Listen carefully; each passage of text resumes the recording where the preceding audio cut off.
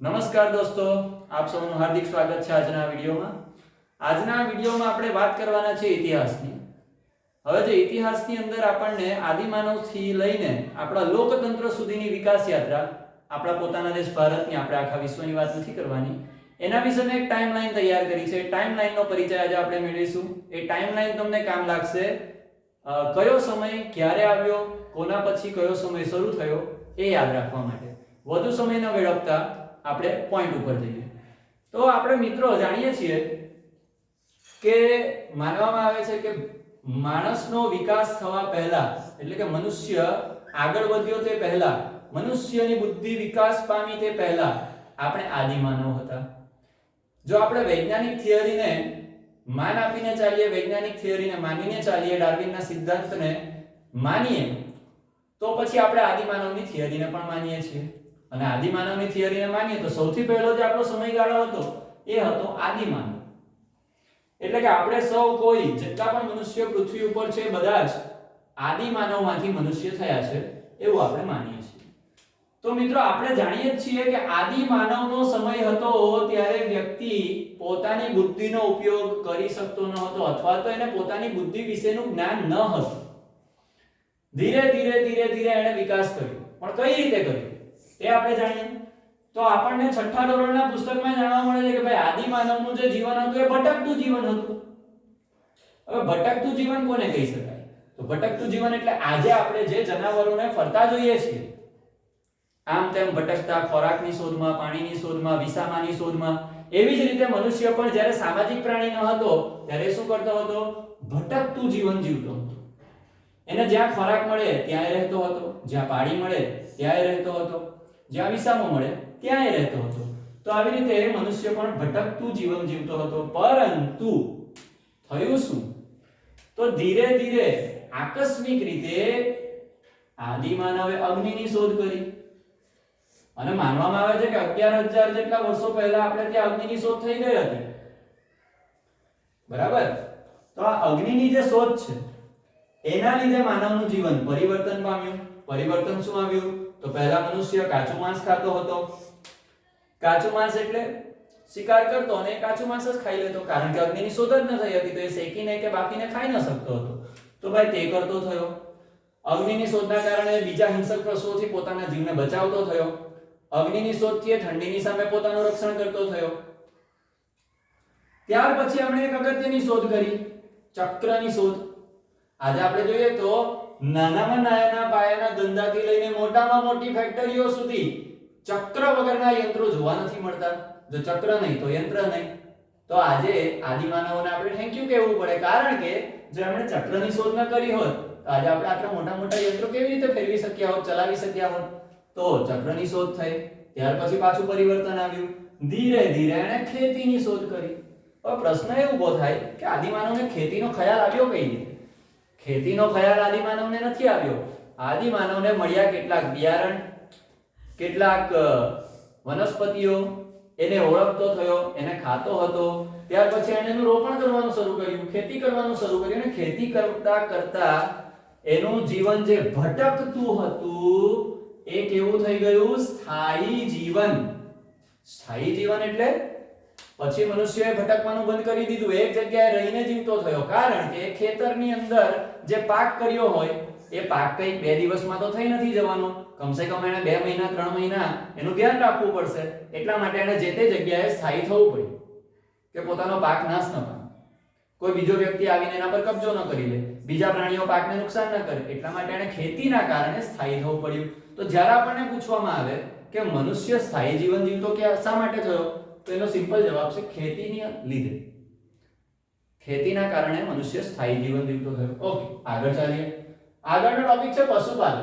અચ્છા, વારંવાર પ્રશ્ન પૂછાય કે ભાઈ મનુષ્ય જે છે એનો સૌથી પહેલો મિત્ર કોણ? કયું પ્રાણી સૌથી પહેલો મિત્ર? તો એની અંદર જવાબ આવશે કૂતરો, કારણ કે કૂતરો વફાદાર પ્રાણી છે, આપણે જાણીએ છીએ. તો મનુષ્યનો સૌથી પહેલો મિત્ર એ કૂતરો હતો. ત્યાર પછી આપણે કેટલીક વાત કરીએ તો ભાઈ કેટલાક લોકો આપણને એવું કહેતા હોય કે આ આદિમાનવ જેવું કંઈ હતું નહીં. કેટલાક લોકો 5%, 7%, 10%, whatever. આવા લોકો હોય પરંતુ એમના માટે પણ આપણી પાસે જવાબ છે. જવાબ એ છે કે મહેરગઢ, ઇનામગામ, ભીમબેટકા અને કુર્નૂલ જેવી જગ્યાઓમાંથી આદિમાનવના સમયના અવશેષો મળી આવ્યા. હું નથી કહેતો, આર્કિયોલોજિસ્ટ, પુરાતત્વશાસ્ત્રીઓ, ઇતિહાસકારોએ કીધું છે. તો એના વિશે પછી આપણે કોઈક વિડિયોમાં લાંબી ચર્ચા કરીશું. ચલો બીજો પોઈન્ટ, આદિમાનવના સમય પછી શું થયું? તો ભાઈ આપણી સંસ્કૃતિનો વિકાસ થયો. સંસ્કૃતિ એટલે કઈ? ભારતીય સંસ્કૃતિની વાત કરું છું. ઇજિપ્ત અને ગ્રીકની સંસ્કૃતિની વાત નથી કરતો, ચાઇનીઝ સંસ્કૃતિની વાત નથી કરતો. હું ભારતીય સંસ્કૃતિની વાત કરીશ માત્ર ને માત્ર. ભારતીય સંસ્કૃતિની જે સૌથી જૂની સંસ્કૃતિનું નામ છે હડપ્પીય સંસ્કૃતિ. હવે પ્રશ્ન થાય, હડપ્પીય સંસ્કૃતિ કેમ? તો ભાઈ હડપ્પા નામનું નગર સૌથી પહેલું તૈયાર થયું હતું, એટલા માટે હડપ્પીય સંસ્કૃતિ. કાઉન્સમાં મેં લખ્યું છે સિંધુ ખીણની સંસ્કૃતિ. સિંધુ ખીણની સંસ્કૃતિ કેમ? તો ભાઈ સિંધુ નદીના કિનારે આપણી સંસ્કૃતિનો વિકાસ થયો, એટલા માટે સિંધુ ખીણની સંસ્કૃતિ. હવે સિંધુ ખીણની જે સંસ્કૃતિ છે એ જો આપણી સંસ્કૃતિ છે તો આપણે હિન્દુ શા માટે? તો મિત્રો એનું એક કારણ હતું કે સિંધુ નદીના કિનારે જ્યારે આપણી સંસ્કૃતિ પાંગરી ત્યારે ત્યાં જે એક નગર બનાવવામાં આવ્યું એનું નામ હતું હડપ્પા. એ સિવાય હતા મોહેન્જોદડો, ધોળાવીરા, લોથલ, કાલીબંગાન. આ બધી આપણી સંસ્કૃતિની વિશેષતા ધરાવતા નગરો હતા. પરંતુ હડપ્પીય સંસ્કૃતિ અથવા સિંધુ ખીણની સંસ્કૃતિ, એની અંદર જે સિંધુનું નામ આવે છે, સિંધુ નદી, પ્રાચીનમાં પ્રાચીન નદી પૂછવામાં આવે તો આપણે ગંગાનું નામ નથી લેવાનું. ભારત દેશની સૌથી પ્રાચીન નદી છે સિંધુ. સિંધુનું અંગ્રેજીમાં નામ છે ઇન્ડસ. ઇન્ડસ પરથી નામ પડ્યું આપણા દેશનું ઇન્ડિયા. ત્યાર પછી વાત કરીએ તો ભાઈ સિંધુ બોલતા ઘણા બધા લોકોને નહોતું આવડતું. ઈરાનના જે લોકો આપણા સિંધુ નદીના કિનારે ફરવા આવતા એમને બોલતા નહોતું આવડતું, લોકો હિન્ડોસ બોલતા. તો એ જે હિન્ડોસમાંથી ધીમે ધીમે અંગ્રેજોએ પણ હિન્દુ કરી નાખ્યું. બીજા દેશના લોકોએ સિંધુનું હિન્દુ કરી નાખ્યું. અપભ્રંશ, ભાષાના અપભ્રંશના કારણે સિંધુનું હિન્દુ થઈ ગયું. તો આવી રીતે આપણી સંસ્કૃતિનો વિકાસ થયો. નગરો વિશેની ચર્ચા આપણે કોઈક બીજા વિડિયોમાં લાંબા બ્રીફમાં કરીશું. ઓકે, ત્રીજો જે પોઈન્ટ છે કે ભાઈ હા ચાલો આદિમાનવમાંથી આપણે હડપ્પીય સંસ્કૃતિ સુધી પહોંચ્યા તો આપણને ખબર પડી, પરંતુ આ મહાજનપદો શું? એટલે શું? મહાજનપદ કોને કહેવાય? તો ભાઈ માનવામાં આવે છે, ખાસ કરીને જૈન જનેતર સાહિત્યમાં આપણે વાંચીએ તો આપણને ખબર પડે કે મહાજનપદો હતા. કેટલા હતા? 16 હતા. હડપ્પીય સંસ્કૃતિ પછી જે રાજાશાહી પદ્ધતિનો અમલ ભારત દેશમાં શરૂ થયો તો તેમાં 16 મહાજનપદો અતિ મહત્વના છે. કારણ કે એ 16 મહાજનપદોથી જ આપણે ત્યાં લોકશાહી અને રાજાશાહી બંનેનો પાયો નંખાયો. હવે આપણને વિચાર આવે, લોકશાહી અને રાજાશાહી બંને કઈ રીતે? રાજાશાહીની અંદર લોકશાહી હતી. રાજાશાહીની અંદર લોકશાહી હતી. ઘણા બધા રાજ્યો એવા હતા જેની અંદર રાજાને ચૂંટણી કરીને બનાવવામાં આવતો, એટલા માટે મેં કીધું કે લોકશાહી પણ હતી. ઓકે, એ તો બધું બરાબર. પરંતુ તે સમયે મગધ એ સૌથી શક્તિશાળી રાજ્ય હતું. મગધ, અવંતી, અંગ, વજ્જી, વૈશાલી અને એક જે રાજ્ય છે 16 મહાજનપદોમાંનું એનું નામ હતું ઇન્દ્રપ્રસ્થ, અને એક બીજું રાજ્ય હતું એનું નામ હતું હસ્તિનાપુર. તો એક અંદાજો આપણે એવો લગાવી શકીએ કે હા 16 મહાજનપદોના સમયમાં કદાચ મહાભારત થયું હોય. કદાચ, હું નથી કહેતો, એક અંદાજો છે. It's okay. મગધની અંદર જ આપણી જે વિશેષ નાગરિકતા, આપણી જે શક્તિ એ ક્યાંથી પાંગરી? તો મગધથી પાંગરી. મગધની વાત કરીએ તો મગધની અંદર નંદ વંશ ખૂબ મહત્વનો માનવામાં આવતો હતો. નંદ વંશની અંદર એક રાજા હતા ધનનંદ. ધનનંદ એમ તો શક્તિશાળી સમ્રાટ હતા, પરંતુ કેટલીક આદતો એમની ખરાબ હતી. આ નંદ વંશના સમયે જ આપણા દેશ ઉપર સિકંદરે આક્રમણ કરેલું. એલેક્ઝાન્ડર સિકંદર, આપ સૌ જાણતા હશો, નામ તો બધાએ સાંભળ્યું હોય કે સિકંદર ધી ગ્રેટ, બરાબર છે. તો આ સિકંદરે આક્રમણ કરેલું અને ત્યારે ચાણક્ય મગધમાં ધનનંદ પાસે મદદ લેવા ગયેલા અને ધનનંદે એમને અપમાન કરીને બહાર ફેંકાવી દીધેલા. ત્યારે જ ધનનંદ અને નંદવંશનો નાશ કરવાની કસમ ખાધી હતી આપણા શ્રી મહાન ચાણક્યએ. અને ત્યાર પછી ધીરે ધીરે ચાણક્યએ એક નાનું બાળક જેને તેઓ ખરીદીને લાવ્યા હતા એને શિક્ષિત કર્યો, પ્રશિક્ષિત કર્યો, શસ્ત્ર અસ્ત્ર અને શાસ્ત્રમાં પારંગત કર્યો. અને એ જે બાળક હતો એ હતો ચંદ્રગુપ્ત મૌર્ય. અને શરૂઆત થઈ મૌર્યકાળની. શાની શરૂઆત થઈ? મૌર્યકાળ. અચ્છા, મૌર્યકાળ મૌર્યકાળ અથવા ગુપ્તકાળ જે કહો તે.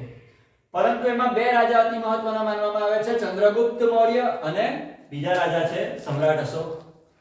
ચંદ્રગુપ્ત મૌર્ય અને સમ્રાટ અશોક બંને જ અતિ મહત્વના એટલા માટે કે એમના સમય દરમિયાન ભારત ખૂબ શક્તિશાળી હતું, વિશાળ વિસ્તાર હતો ભારતનો. હવે અહીંયા મેં કેટલાક મુદ્દા લખ્યા છે, એના પર જ ચર્ચા કરીશ. સમ્રાટ અશોક વિશે વાત કરીએ તો સમ્રાટ અશોકે કલિંગનું યુદ્ધ કર્યું. કલિંગના જે સૈનિકો હતા એમનો નરસંહાર કર્યો, લાખો સૈનિકો માર્યા ગયા, રણભૂમિમાં તેઓ ફરવા ગયા. ત્યાં તેમનું હૃદય પરિવર્તન થયું કે અમે શું કરી નાખ્યું, આટલા બધા લોકોની હત્યા અમે કરી નાખી. ત્યાંથી એમનું હૃદય પરિવર્તન થયું. એમણે કસમ ખાઈ લીધી, ખાઈ લીધી એમ ન કહી શકાય, એમણે કસમ લીધી કે આજ પછી હું મારા શસ્ત્રોનો ત્યાગ કરું છું. બરાબર છે? તો તેમણે પોતાના શસ્ત્રોનો ત્યાગ કરી દીધો. તો એ અશોકનું જે હૃદય પરિવર્તન હતું તે આપણા માટે એક બહુ મોટી આફત હતી. આફત એટલા માટે કે અશોક એક શક્તિશાળી રાજા હતા. એમની આ કસમના લીધે ભારતની ઉપર વિદેશી આક્રમણો બમણા થઈ ગયા. સમજો છો? એટલે મને અશોકની આ પ્રતિજ્ઞા એક્ચ્યુઅલી ઠીક નથી લાગતી, ભારત દેશ માટે યોગ્ય ન થયું. ઓકે, પાછા આવીએ આપણે રાજપૂત યુગ પર. રાજપૂત યુગ એટલે ઈસવીસન 700 થી 1200. કુલ 500 વર્ષ રાજપૂતોએ ભારત ઉપર રાજ કર્યું. આખા ભારત પર તો નહીં, પણ ઉત્તર ભારત ઉપર, ખાસ કરીને દિલ્હી એમની રાજધાની હતી. ભારતની અંદર વાત કરીએ રાજપૂતોની તો તે સમયગાળામાં બે પક્ષ પડી ગયા હતા, ઉત્તર ભારત અને દક્ષિણ ભારત. ઉત્તર ભારતની અંદર મહત્વના વંશોની વાત કરીએ તો મહત્વના વંશ છે ગઢવાલ વંશ, ચંદેલ વંશ, પરમાર વંશ, સોલંકી વંશ વગેરે વગેરે વગેરે ઘણા બધા હતા. દક્ષિણ ભારતની વાત કરીએ તો ચાલુક્ય વંશ, પલ્લવ વંશ, પાંડ્ય વંશ, ચેર વંશ ઘણા બધા હતા તેઓમાં પણ. પરંતુ મહત્વની ઘટના શું હતી? તો રાજપૂત યુગના છેલ્લા રાજા, હિન્દુ રાજપૂત દિલ્હીના શાસક એવા પૃથ્વીરાજ ચૌહાણ, બધા જાણતા જ હશો, પૃથ્વી કા મહાન યોદ્ધા પૃથ્વીરાજ ચૌહાણ. પૃથ્વીરાજ ચૌહાણ એ અંતિમ હિન્દુ રાજા હતા. ઈસવીસન 1192 માં, ધ્યાન રાખજો, ટર્નિંગ પોઈન્ટ છે. ઈસવીસન 1192 માં પૃથ્વીરાજ ચૌહાણ અને સિહાબુદ્દીન ગોરી વચ્ચે યુદ્ધ થયું. એ યુદ્ધને કહેવામાં આવ્યું હતું તરાઈનું યુદ્ધ. આ તરાઈના યુદ્ધમાં પૃથ્વીરાજ ચૌહાણ હાર્યા. પૃથ્વીરાજ ચૌહાણના હારવાના કારણે હિન્દુ રાજાઓનો દિલ્હીમાં શાસનનો અંત આવ્યો અને શરૂ થયું સલ્તનતનો યુગ. સલ્તનત યુગ શરૂ થયો અને સૌથી પહેલો જે સલ્તનતનો વંશ આવ્યો એ હતો ગુલામ વંશ. ગુલામ વંશ અને તેના રાજા એટલે કે સુલતાન બન્યા કુતુબુદ્દીન ઐબક. ઓકે, અહીંયા આપણને પ્રશ્ન થાય, જીત્યો સિહાબુદ્દીન ગોરી તો સલ્તનતનો સુલતાન કેમ કુતુબુદ્દીન ઐબક બન્યો? એક અંદરની સ્ટોરી છે કે હું તમને પછી કહીશ. ઓકે, કોઈ બીજા વિડિયોમાં એના વિશે વાત કરીશું. ગુલામ વંશના મહત્વના જે શાસકો હતા, સુલતાન હતા, એમની વાત કરીએ. કુતુબુદ્દીન ઐબક, ત્યાર પછી એમના જમાઈ શ્રી ઇલ્તુત્મિશ બન્યા. ત્યાર પછી ઇલ્તુત્મિશની દીકરી રઝિયા સુલતાના બની. સુલતાન રઝિયા આખા ભારત વર્ષની દિલ્હીની અંદર એકમાત્ર શાસક હતી જે મહિલા હતી, એકમાત્ર શાસક. ત્યાર પછી આવ્યો નાસિરુદ્દીન અને છેલ્લો ગુલામ વંશનો છેલ્લો સુલતાન હતો ગિયાસુદ્દીન બલબન. ગિયાસુદ્દીન બલબનના અંત બાદ આપણે ત્યાં દિલ્હીની અંદર સ્થાપના થઈ ખલજી વંશની. આ જે ખલજી વંશ છે, ખલજી વંશની સ્થાપના કરેલી શ્રી તો નહીં કહેવાય પણ જલાલુદ્દીન ખલજીએ. આ જલાલુદ્દીન ખલજી પછી એમનો દીકરો, એનું નામ બહુ આપણે જાણીએ છીએ, ફેમસ છે, બહુ ફેમસ, અલાઉદ્દીન ખલજી. આ જે અલાઉદ્દીન ખલજી છે, તમે પેલી ફિલ્મ જોઈ હશે ને પદ્માવત, એ પદ્માવતમાં જે રણવીર સિંહે પાત્ર કર્યું છે, કોણ છે? અલાઉદ્દીન ખલજી છે. અચ્છા, તો અલાઉદ્દીન ખલજીએ રાણા રતનસિંહની સાથે યુદ્ધ કરેલું ને એ જ સ્ટોરી આપણને પદ્માવત ફિલ્મની અંદર બતાવવામાં આવી છે. એના વિશે પણ ક્યારેક ડિટેલમાં વાત કરીશું. ચાલો, કઈ વાંધો નહીં, આગળ વધીએ. અલાઉદ્દીન ખલજીના અંત બાદ તુગલક વંશની સ્થાપના થઈ. તુગલક વંશની અંદર એકમાત્ર શક્તિશાળી અને તરંગી, તરંગી એટલે કેવો? અડધો પાગલ, તરંગી રાજા ગણાતો હતો મોહમ્મદ બિન તુગલક. મોહમ્મદ બિન તુગલક ખૂબ સારા વિચારો કરતો, પરંતુ એ ઇમ્પ્લિમેન્ટ નહોતા થતા એનાથી. એટલા માટે કહી શકાય કે ભાઈ તુગલક વંશના મોહમ્મદ બિન તુગલકને શું કહેવામાં આવતો હતો? તરંગી સુલતાન. અચ્છા, ત્યાર પછી એમના કાકાનો દીકરો ફિરોઝ શાહ તુગલક સુલતાન બન્યો. અહીંયા તુગલક વંશનો પણ અંત થઈ જાય છે. તુગલક વંશ પછી આવ્યો સૈયદ વંશ. આ સૈયદ વંશની વાત કરીએ તો સૈયદ વંશ 1451 1414 થી 1451 ખૂબ લાંબો ચાલ્યો, બહુ શાંતિપૂર્વક રાજ કરેલું એમણે. પરંતુ સૈયદ વંશ એની બહુ લાંબી હિસ્ટ્રી આપણને મળતી નથી, પરંતુ લોધી વંશ અતિ મહત્વનો ગણવામાં આવે છે. લોધી વંશની સ્થાપના બહેલોલ લોધીએ કરેલી 1451 ની અંદર, અને બહેલોલ લોધી જે છે એમના પછી અંતિમ સુલતાનની વાત કરીએ લોધી વંશના તો ઇબ્રાહિમ લોધી કેમ મહત્વના છે? કારણ કે એમણે બાબર સાથે યુદ્ધ કરેલું. એક્ચ્યુઅલી એમણે નહીં કરેલું, બાબરે આક્રમણ કરેલું દિલ્હી પર. બાબર જે કોણ હતા? મુગલ હતા. તો બાબરે આક્રમણ કર્યું ઇબ્રાહિમ લોધી પર. ઇબ્રાહિમ લોધી અને બાબર વચ્ચે જે યુદ્ધ થયું એનું નામ બધા જ જાણે છે, પાણીપતનું પહેલું યુદ્ધ ઈસવીસન 1526. સીધી વાત કરીએ તો બાબર વર્સિસ ઇબ્રાહિમ લોધી, અને એના વિજેતા બન્યા બાબર. એની સાથે જ સુલતાનોના સમયનો અંત આવ્યો, સલ્તનત યુગ પૂરો થયો. સલ્તનત યુગ બાદ જે યુગ આવ્યો એને કહેવાય છે મુગલ સામ્રાજ્ય. મુગલ સામ્રાજ્યના પહેલા બાદશાહ કોણ? બાબર. કેમ? પાણીપતનું યુદ્ધ જ લડેલા હતા. સીધી વાત છે. ચાલો, બાબર આવ્યા 1526 થી 1530, માત્ર 5 વર્ષ રાજ કર્યું એમણે. બાબર પછી એમનો દીકરો હુમાયુ, વંશ પરંપરાગત શરૂ થઈ ગયું. 1530 થી 1540 એમણે રાજ કર્યું, અને ત્યાર પછી 1555 થી 1556. ઓકે, વેઇટ, કેમ આવું? 40 થી 55 વચ્ચે શું થયું? તો 40 થી 55 વચ્ચે શેરશાહ સૂરીએ રાજ કર્યું. હવે આપણને પ્રશ્ન થાય, શેરશાહ સૂરી કોણ? એ મુગલ ન હતા. શેરશાહ સૂરીએ 1540 ની અંદર હુમાયુને હરાવી દીધો અને એને દેશ નિકાલો આપ્યો. પોતે દિલ્હીની ગાદીએ બેસી ગયેલો શેરશાહ સૂરી ખૂબ સરસ રાજા હતા એવું માનવામાં આવે છે.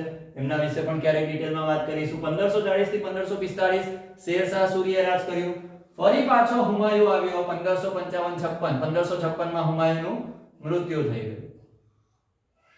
હુમાયુ બાદ અકબર, ધ ગ્રેટ મુગલ એમ્પેરર અકબર, અને તો અકબર આવ્યા 1556 માં. 1605 સુધી એમણે રાજ કર્યું. 1556 માં અકબર આવ્યા ત્યારે એમની ઉંમર માત્ર ને માત્ર 14 વર્ષની હતી જ્યારે તેઓ શહેનશાહે હિન્દ બન્યા. આ પણ એક વિચારવા જેવી બાબત છે. અકબર વિશે પણ ક્યારેક ડિટેલમાં વાત કરીશું. ઓકે, અકબર પછી જહાંગીરે રાજ કર્યું 1605 થી 1627. શાંત સ્વભાવના હતા, બહુ યુદ્ધો નથી કર્યા. એમનું પણ ઇતિહાસમાં કંઈ વધારે આપણને મળતું નથી. ત્યાર પછી વાત કરીએ creator of that time, Shahjahan.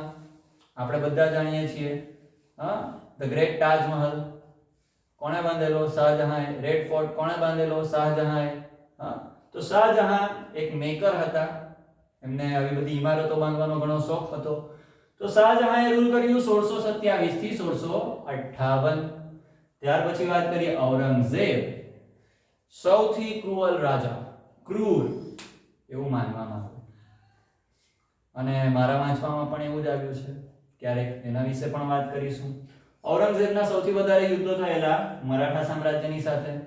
તે પહેલાની વાત કરીએ તો અકબરનું યુદ્ધ હલ્દી ઘાટી મહારાણા પ્રતાપ સાથે. આપણે બધા જાણીએ છીએ. ક્યારેક હલ્દી ઘાટીના યુદ્ધ પર એક વિડિયો બનાવીશું. ઔરંગઝેબ એક અંતિમ શક્તિશાળી મુગલ રાજા હતા. ત્યાર પછી ઉદય થયો મરાઠા સામ્રાજ્ય. ઔરંગઝેબને છત્રપતિ શિવાજીએ ખૂબ દોડાવ્યા. ત્યાર પછી પેશવા બાલાજી વિશ્વનાથે પણ ખૂબ દોડાવ્યા. મરાઠાઓએ મુગલોને એટલા બધા દોડાવ્યા તે સમયે કે ત્યાર પછી ધીરે ધીરે ઉત્તર ભારતના તમામ વિસ્તારોની અંદર મરાઠાઓનું સામ્રાજ્ય વધવા લાગ્યું. દિલ્હી આજે એવું નથી કે મુગલ સામ્રાજ્ય પૂરું થઈ ગયેલું. મુગલ સામ્રાજ્યના પણ ઘણા બધા બાદશાહ હતા.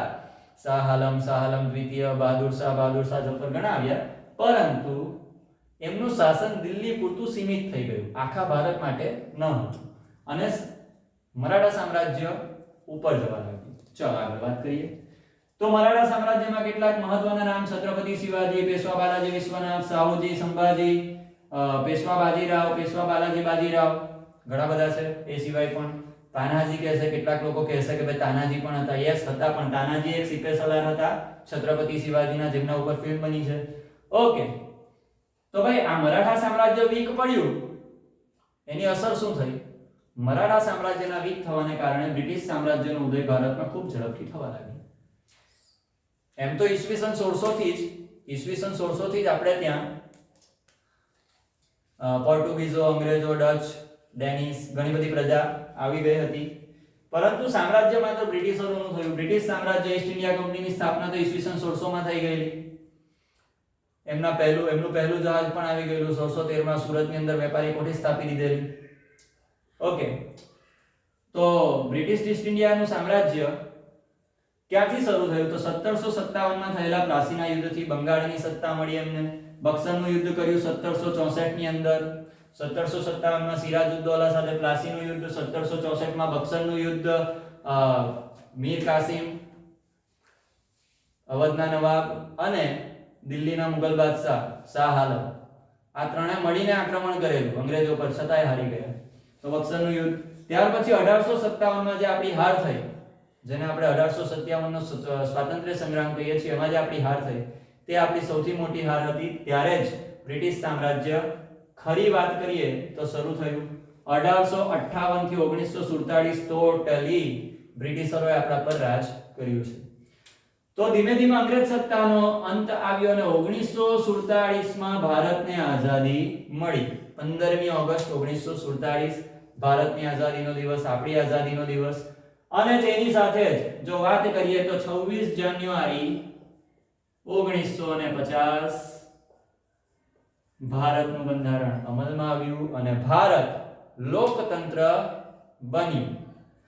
તો આવી રીતે આપણે માત્ર કેટલીક ગણતરીની મિનિટોની અંદર શરૂઆતથી લઈને ભારતના લોકતંત્ર બનવા સુધીની વાત કરવાની કોશિશ કરી. આશા રાખું છું કે આપ સૌને આ કોશિશ ગમશે, આપને કંઈક જાણવા મળ્યું હશે અને આપ પોતાના અભિપ્રાય પણ આપશો. એની સાથે જ હું એક રિક્વેસ્ટ એ પણ કરવા માંગુ છું કે જો તમને આવા વિડીયો જોવા ગમતા હોય, આ બધી જ વસ્તુ વિશે તમારે ડિટેલમાં માહિતી મેળવવી હોય તો આ વિડીયોને લાઈક કરો, સબસ્ક્રાઇબ કરો, કમેન્ટ કરો, તમારા અભિપ્રાય આપો અને બીજાને શેર પણ કરો. ધન્યવાદ. જય હિન્દ, જય ભારત.